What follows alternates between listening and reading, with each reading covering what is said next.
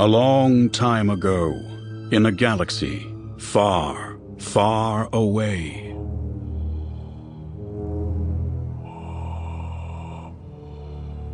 Penguin Random House Audio presents Star Wars, Lords of the Sith by Paul S. Kemp. Read for you by Jonathan Davis. Chapter 1.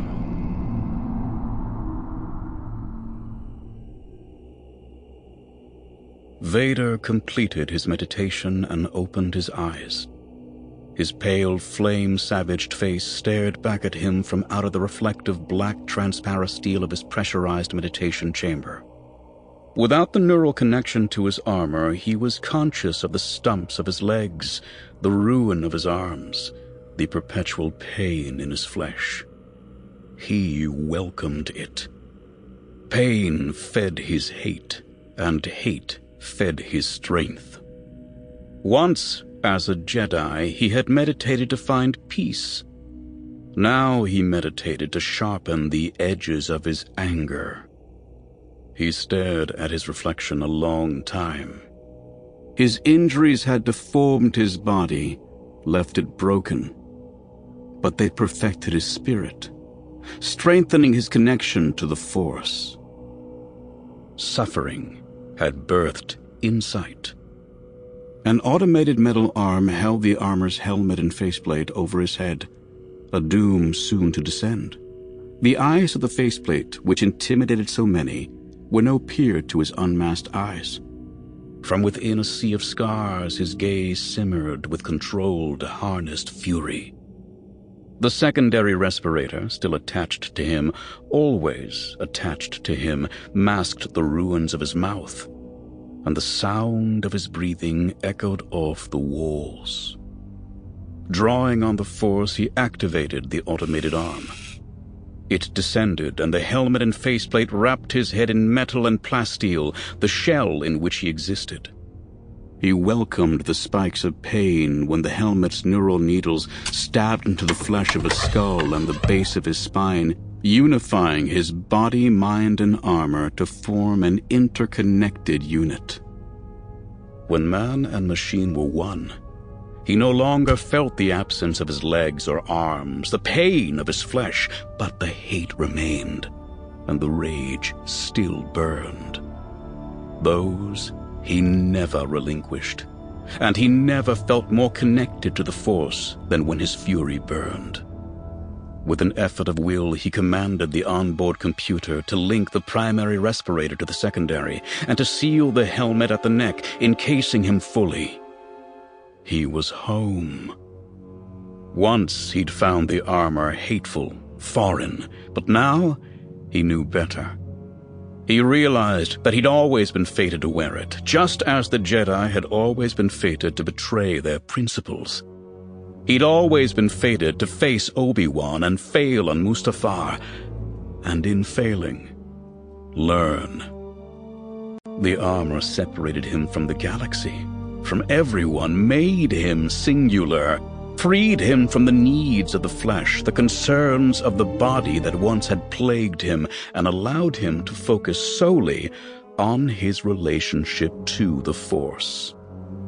It terrified others, he knew, and that pleased him. Their terror was a tool he used to accomplish his ends.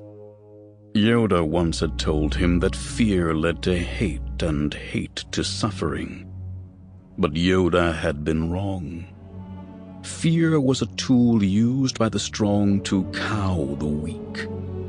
Hate was the font of true strength. Suffering was not the result of the rule of the strong over the weak. Order was. By its very existence, the Force mandated the rule of the strong over the weak. The Force mandated order. The Jedi had never seen that, and so they'd misunderstood the Force and been destroyed. But Vader's master saw it. Vader saw it. And so they were strong. And so they ruled. He rose, his breathing loud in his ears, loud in the chamber, his image huge and dark on the reflective wall. A wave of his gauntleted hand and a mental command rendered the walls of his ovate meditation chamber transparent instead of reflective. The chamber sat in the center of his private quarters aboard the Perilous. He looked out and up through the large viewport that opened out onto the galaxy and its numberless worlds and stars. It was his duty to rule them all. He saw that now. It was the manifest will of the Force. Existence without proper rule was chaos, disorder, suboptimal.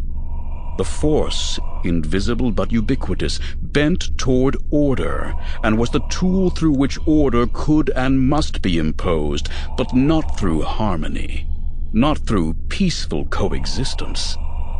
That had been the approach of the Jedi, a foolish, failed approach that only fomented more disorder. Vader and his master imposed order the only way it could be imposed, the way the Force required that it be imposed, through conquest. By forcing the disorder to submit to the order, by bending the weak to the will of the strong. The history of Jedi influence in the galaxy was a history of disorder and the sporadic wars disorder bred. The history of the Empire would be one of enforced peace, of imposed order. A pending transmission caused the intercom to chime. He activated it, and a hologram of the aquiline-faced, gray-haired commander of the Perilous, Captain Lewitt, formed before him. Lord Vader, there's been an incident at the Yaga Minor shipyards. What kind of incident, Captain?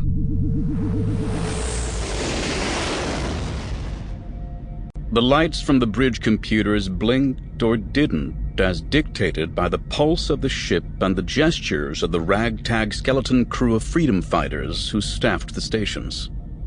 Cham stood behind the helm and looked alternately from the view screen to the scanner as he mentally recited the words he'd long ago etched on the stone of his mind so that he could, as needed, read them and be reminded. Not a terrorist, but a freedom fighter. Not a terrorist, but a freedom fighter. Cham had fought for his people in Ryloth for almost a standard decade. He'd fought for a free Ryloth when the Republic had tried to annex it, and he fought now for a free Ryloth against the Empire that was trying to strip it bare. A free Ryloth. The phrase, the concept, was the pole star around which his existence would forever turn. Because Ryloth was not free. As Cham had feared back during the Clone Wars, one well-intentioned occupier of Ryloth had given way to another less well-intentioned occupier, and a republic had, through the alchemy of ambition, been transformed into an empire. An imperial protectorate they called Ryloth. On imperial star charts, Cham's homeworld was listed as free and independent, but the words could only be used that way with irony. Else meaning was turned on its head. Because Ryloth was not free. Ornfree Ta, Ryloth's obese representative to the lickspittle ceremonial Imperial Senate, validated the otherwise absurd Imperial claims through his treasonous acquiescence to them. But then Ryloth had no shortage of Imperial collaborators, or those willing to lay supine before stormtroopers. And so, Ryloth was not free. But it would be, one day. Cham would see to it. Over the years, he'd recruited and trained hundreds of like-minded people, most, but not all of them, Twi'leks. He'd cultivated friendly contacts and informants across Ryloth's system, established hidden bases, hoarded materiel. Over the years, he'd planned and executed raid after raid against the Imperials, cautious and precise raids, true but effective nevertheless. Dozens of dead Imperials gave Sample complete. Ready to continue?